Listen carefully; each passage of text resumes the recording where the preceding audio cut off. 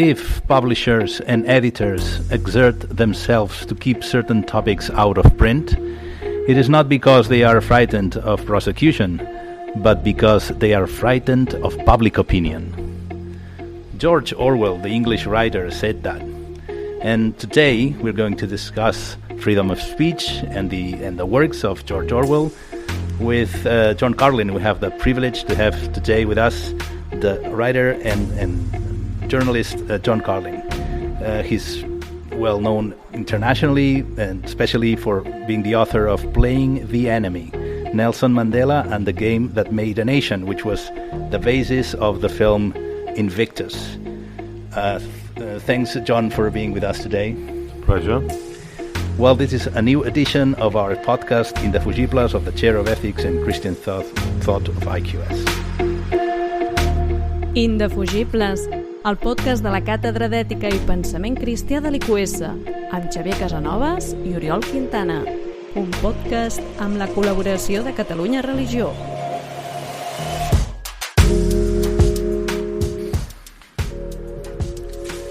So, John, thanks again for being with us. Well, my first question is about the use that we do of George Orwell, because he was he basically spoke his mind all of his life, and he was a very, so to speak, truthful person. And then every political inkling and every political party tends to quote him for their own agenda, to push their own agenda. My first question is, how do you feel when you hear a political adversary quoting Orwell? Well, I mean, first of all, I take the Orwellian position that political adversaries are to be respected and not crushed. So, I mean, for me, the more people that incorporate Orwell's words, therefore Orwell's thoughts, into their lives, the better, because I think he's a voice for sanity in the world, and will remain so for as long as human beings are here on planet Earth. So it doesn't offend me when people that I might not necessarily agree with quote him. I do think that that people who might quote him from the extreme left or the extreme right, if they do so, they're probably quite confused, because Orwell would not have been on their side. He was not. I mean, he saw, I think, the extreme right and the extreme left converging into systems that deny people freedom, and above all, the freedom of speech, which he valued so immensely. So, if people use Orwell's words, like I say, if they belong to the extremes, they're not really understanding what they're saying.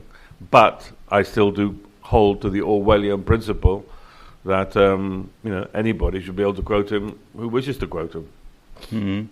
And maybe this is something that is being lost today, because people tend to be, well, I don't know if you have encountered in your career people who have been angry because you have criticized them. When the Orwell spirit says, well, let them criticize you and let's have a discussion but never take things personally. Have you met that situation in which someone has reprimanded you because you just made a fair criticism or what you thought was a fair? Well, I don't know I'm not going to be the one to say that my criticisms were fair, but certainly I have awoken a lot of rage from my writings over time. I mean, all you have to do is read any column of mine right now in La Vanguardia, where I write frequently, read the comments underneath in the digital version, and half the people are sort of coughing blood in disgust and outrage at what I say. So it happens all the time. I mean, it's happened in circumstances that are more extreme and more dangerous. I mean, I was threatened with expulsion from South Africa shortly after I arrived there as a correspondent during the last year of full apartheid before Mandela was released. I was there as a correspondent, and I was taken to a government office in Pretoria, and two gentlemen in suits warned me that if I continued to make fun of the president, which I did. I wrote an article questioning his mental faculties and his sanity, and they found that offensive. And then more recently, for example, I was invited to Venezuela. If you like, South Africa would have been on the extreme right, so apartheid, and Venezuela is now on the regime, the Chavista regime, which is now run by President Nicolás Maduro. I was invited to go there, ironically, to give some talks about Nelson Mandela, which is my area of speciality. And I was denied entry into the country, and I was deported and put back on the first plane. On what basis? On the basis that they never explained it. Well, they described me in the official document they gave me. No one face-to-face explained it to me, but on the official document, it described me as indeseable, undesirable, which I found personally very offensive, let me tell you.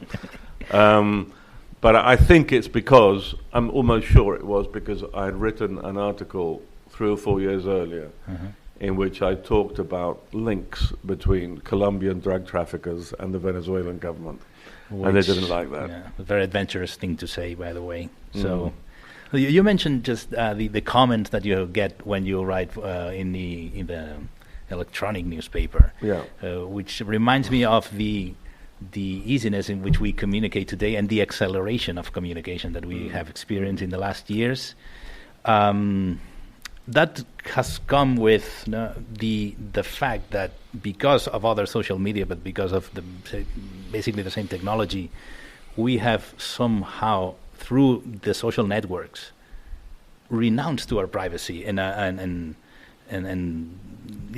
Orwell valued privacy very much. Privacy and domesticity were for him the basis of the good life, and also the basis of freedom. So my question would be, changing a little bit topic, what has happened to us that we have decided to sell our privacy so cheap? Because if you think of 1984, in which Orwell actually attacks the idea of the government controlling every aspect of life. Now, I don't know if the government is controlling us, but certainly we are explaining every aspect of our personal life through social media. Yeah, what would you think? Yeah, we're certainly giving governments or powers or states, we're giving them access to huge amounts of personal information if they want it. And I think that you have maybe two human impulses in conflict here. One is privacy, and the other one is exhibitionism. I think that people have a tremendous desire to, flaunt themselves, to show themselves, to present themselves to the world in terms which they consider to be positive and beneficial to them, and you see it either in the way that people present themselves and the way they dress, or from what they perceive to be the brilliant insight of their thoughts, and it's all there all the time. And I think Orwell would have found this world of social media, this incredible Babel of voices, quite horrifying, because not least because of the number of people who are now, in a way, having as much access to having their views aired and published as Orwell, but without having remotely his sort of criteria or intelligence or knowledge, and just this sort of the random explosion of views that are expressed all over the world. I mean, views that previously, in Orwell's time, you would have the guy at the bar or the pub who starts talking about some idiotic conspiracy theory or whatever, or making racist comments about Jews or I don't know, whatever, and it would just stay in the pub, and that most other people in the pub would think, well, that guy's an idiot, and hopefully he'll go home soon, and he won't say all these drunken idiocies. And now you have this sort of global pub in which full of drunken people spouting an unbelievable amounts of uninformed and quite often prejudiced, racist, disagreeable, stupid rubbish, and it's a long way away from that world of Orwell sitting there quietly writing with extreme care and delicacy, measuring every sentence the way that he did, seeking to express what he perceived to be the truth with the greatest simplicity and clarity and honesty. I mean, it's another planet. So I think Orwell would find this brave new world, which is Another novel by one of his teachers. One of his contemporaries, Aldous Huxley. I think he'd find it pretty horrifying. Now that you mentioned the writing, the trade of writing, Orwell once said that. I don't have the exact quotation here, so I'll take a chance. He said something like, "It's when you care about what you write. I mean, when you really have something to say because you care, that you write better. I mean, the talent is the ability to care about things." So have you experienced that as a writer? Have you experienced that the more you care about the subject, the better you write? And also, have you ever been commissioned to write something that you didn't care about, and then you have noticed that you were not as good as that? Well, look, let me just say first that for me, I'm half British, half Spanish, but I was brought up as a journalist, as a writer in the British tradition. And for journalists who aspire, as I do, to some degree of seriousness in Britain, Orwell, for many of us, is the master. He is the inspiration. And I think partly it's because of the way he wrote. There's quite a lot of writers for whom the chief purpose of writing seems to be to exhibit their sort of verbal and grammatical acrobatics. And that was decidedly not Orwell's purpose. Orwell's purpose was to communicate his ideas, as clearly as possible and as simply. And so, that is it's an example that I try to emulate. I'm sure I don't get even close, but at least the principle of communicating with clarity and choosing. For example, he has an essay in which he sets out 6 or 7 basic rules for writing, and one of them is, if you can use a short word or a long word, use a short word. For example, he says, avoid metaphors unless you absolutely have to. Avoid cliches. Avoid expressions that you see in print all the time. Try and be a bit original also in how you describe things. But going to your point, yes, I think that having written so many articles, so many thousands and thousands of words, I think the words that have been the most valid and the most valuable and that have given me the most satisfaction have been the ones in which I'm writing about something which I really care about, which obviously that I know what I'm talking about. I mean, I do try to write about things that I know, about which I can speak with some authority, in which I can provide some added value. But if I really care morally about something as a person, then I will write, I think, with more vigor, with more fluidity, and probably I will write even more quickly.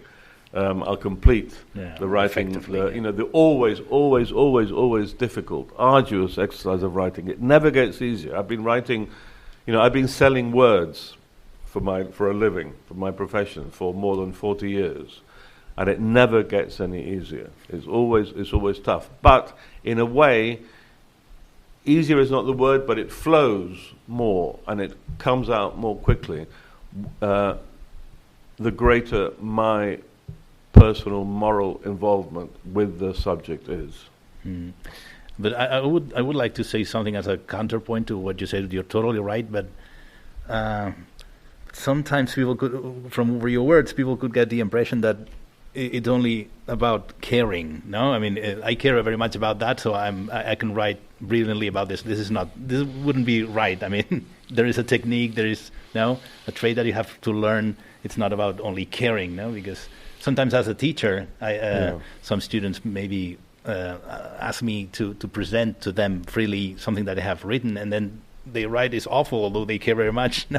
So you have to tell them, well, you have to read more, you have to some people have more of a gift for communicating and writing than others, and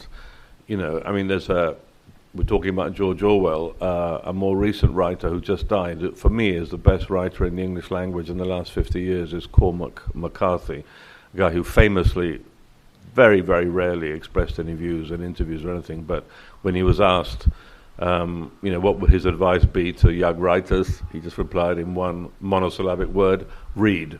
I have read lots and lots of books, and it obviously helps.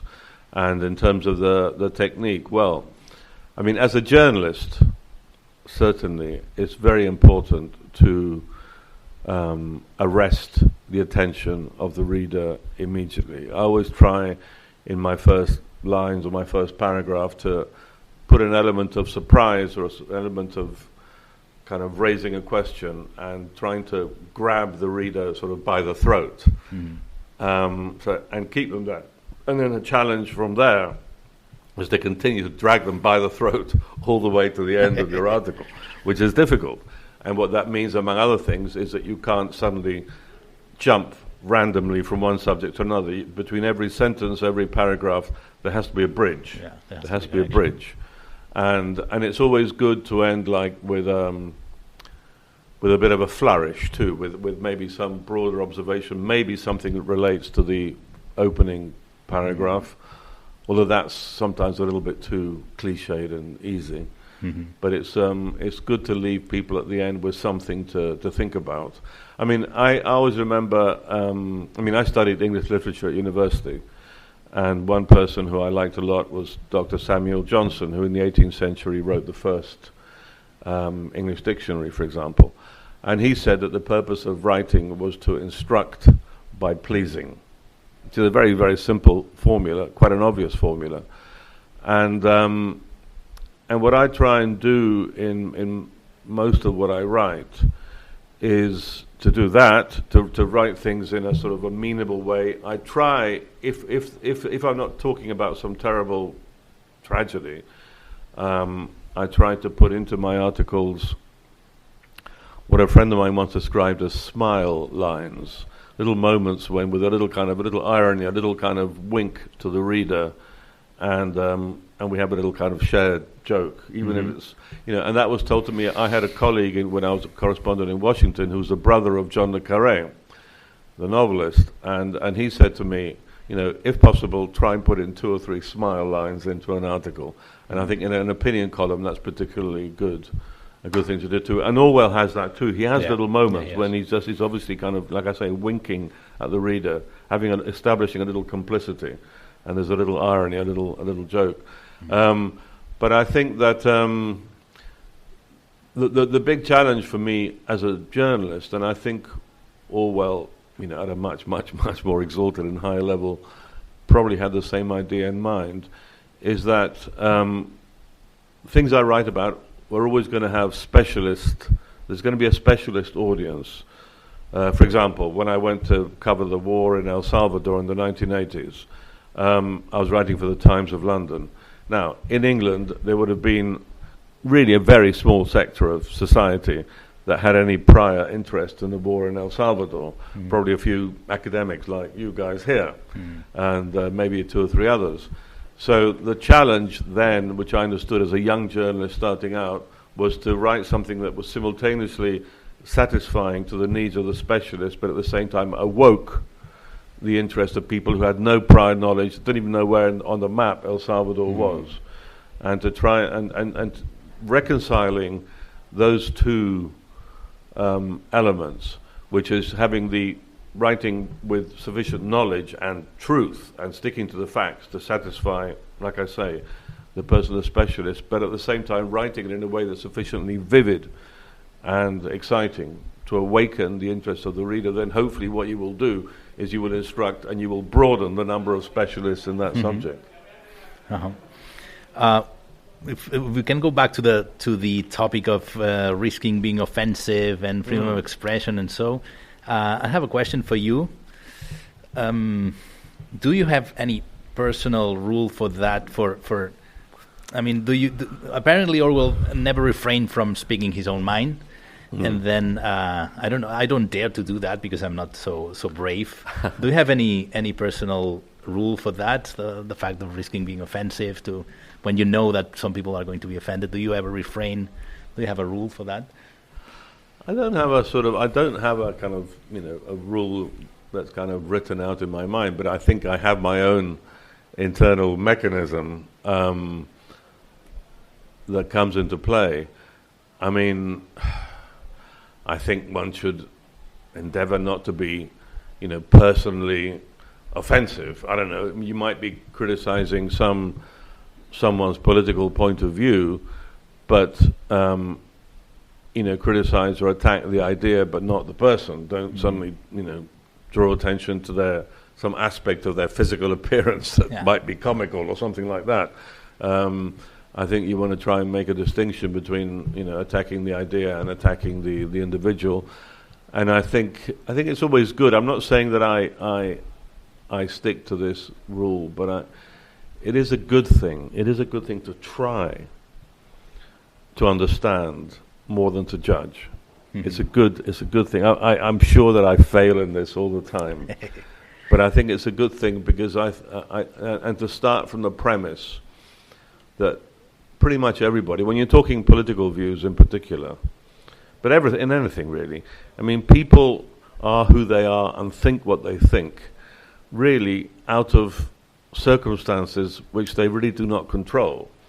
I mean, if we limit it's not their fault. It's not their fault, exactly, in a way. I mean, the thing is, there comes a point when you have to establish some degree of fault, and there has to be some red line that has to be crossed, and there has to be a point when you have to make a judgment. And I would say, for example, a case of that would be Putin now in Russia. I mean, I understand he had a tough life, and he grew up in Leningrad, which was starving after the Second World War, and his parents were quite old, and they'd all suffered, and he went into the KGB and had a weird life there, and all of that. I understand Vladimir, but there comes a point when, no more. I'm not going to sort of to extend my sort of understanding and forgiveness beyond a certain point. But I think that most people, it's just limited to politics, if they're right or left, or if they're, nationalist or, pro-independence in Catalunya or against it. In the overwhelming majority of cases, none of these people actually paused and made it a rational choice. They sort of inherited these things. The politics chooses you. You don't choose the politics. And it's a circumstance of your life, your parents, where you've grown up, maybe who your friends are when you're a teenager at university, something that happened to you which set you off in one direction or another, and then you become, passionately in favor of a particular political point of view, and then you passionately defend it, and you passionately, refute the others, and don't even look at the arguments the others put, and so on and so forth. Anyway, I think it's important to understand that we're all kind of, frail, slightly ridiculous creatures, we human beings, and but like I say, there comes a point when after which I think you have to come down hard on certain things, and I certainly do not pull my punches. I do not restrain myself when I talk about people like Vladimir Putin or Donald Trump, who are just kind of, they're I mean, it's unfortunate that they ended up the way they are. They did, and they didn't control their circumstances. But they're both monsters, and I do not pull back from describing them as such and attacking them savagely. So we're running out of time actually, but we're running out of Orwell too. Give me some more Orwell. No, let's go for Orwell. I have one final question, and on Orwell as well. And also taking into consideration this house, the IQS, which is a Jesuit institution and it has a Christian tradition. Mm-hmm. So changing the subject a little bit, Orwell didn't believe in God, but he believed that the Christian tradition in Europe mattered. That is to say that cultural changes for him had to be slow and natural in order to be accepted and livable for people. And I have the feeling, and many other people also have, that we all have the feeling that some changes today in the culture are very fast and less livable. So my question, I guess, for you is, do you agree with that? So do you think Christian tradition still is valuable and... Oh God! Yeah, of course. I'm not going to say the Christian religion is not valuable. That would be a shocking thing for me to say. My God!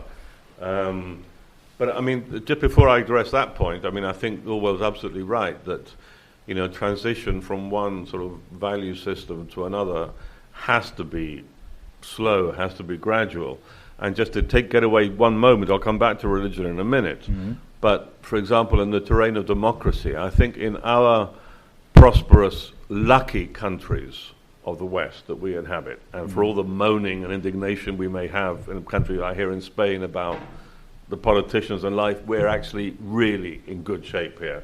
And we're probably the most happiest, prosperous people in the history of the human species. Let's not forget that. I try to remind people of that in my columns every now and again. But what I mean is that in the prosperous democratic West, we have a tendency, at least some people do, a lot of people do, to expect other countries that have not been so prosperous or so fortunate to assimilate our political views and systems immediately.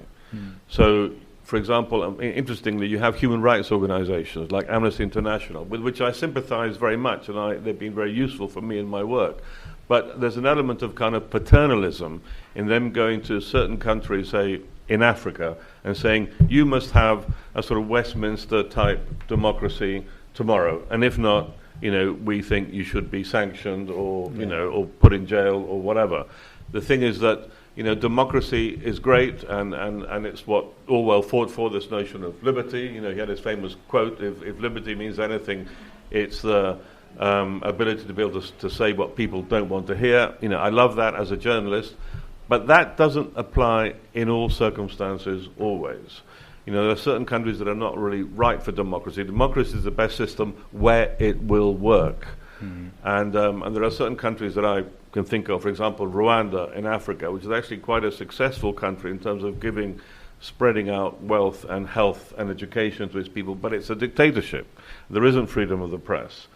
But I can see why, in a country like that, just take it easy. If you try and implant our system of democracy overnight in a country with no tradition of it, it's a problem. Probably the same would go for Russia, but that's another much more complicated subject, because they've had no experience of democracy really either. But in terms of religion, there have been quite a number of pretty sort of prominent and loud and persuasive voices in recent years that have been sort of expressing a sort of militant anti-religiosity, anti-Christian, such as people like Richard Dawkins and Christopher Hitchens. And which I, by the way, enjoy listening to very much, because they're they're fun. I mean, Hitchens in particular, I knew him. He's a fellow British journalist. He's fun. I mean, he's really he's entertaining. But I absolutely do not agree with the underlying idea that that religion is the cause of all the world's ills. If religion had been invented, believe me, Homo sapiens would have found some other way to cause wars and disasters and suffering. And we found it anyway through ideologies which then have been alternative, which is religion by other means anyway. So that's one thing, because we're just basically tribal, and the tribalism is what leads to all these conflicts and all these horrors in the world, to many of them anyway. But the point is this, that the reason why I find, I can agree with quite a lot of what people like Hitchens and Dawkins says, but what they fail to see, it seems to me, is that religion provides comfort and order and peace in the sort of chaos and suffering of life for millions and hundreds of millions of people, and that has an immense value. And you can get terribly clever and elitist, like these guys who've read lots of books and know lots of science, and say, no, it's ridiculous to say that that this piece of bread becomes a body of Christ, whatever. Okay, fine, and that's easy to say if you're slightly kind of clever, and you can point out to all kinds of terrible things that the Catholic Church has done, for sure, down the centuries. But the fact remains that Christianity, like other religions, offers, like I say, a sort of an order in the chaos and a peace in the sort of storm of life. And this was brought home to me very forcefully, very recently, when I went to Ukraine. I went to Ukraine to a town called Bucha, which is north of Kiev, where I think most people have heard of this place, is where there were particularly awful atrocities committed by Russian soldiers. They lined up a lot of men that they just found against the wall. They killed about 70, just sort of straight, death squad type killings.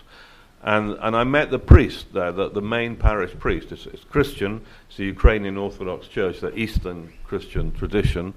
And he was a very impressive man. He was quite severe in his way of being, but at the same time very serene. And I saw him in this beautiful church that he had, and he told me that he had been there officiating at the funerals of more than 100 people in the previous year, many of whom he personally knew, and of course the whole funeral ceremony, the mass that he performed, and all the conversations he had with the people afterwards were of immense value to a town that suffered horribly, and in particular to the relatives of those who died.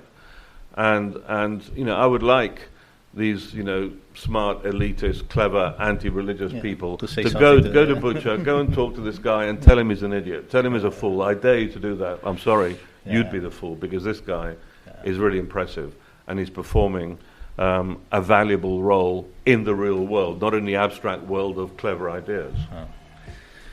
Okay, so thanks very much, and we're very, very glad to have you here, and to our listeners, we just invite you to stay put and to wait for the next edition of our podcast. Thank you very much. My pleasure.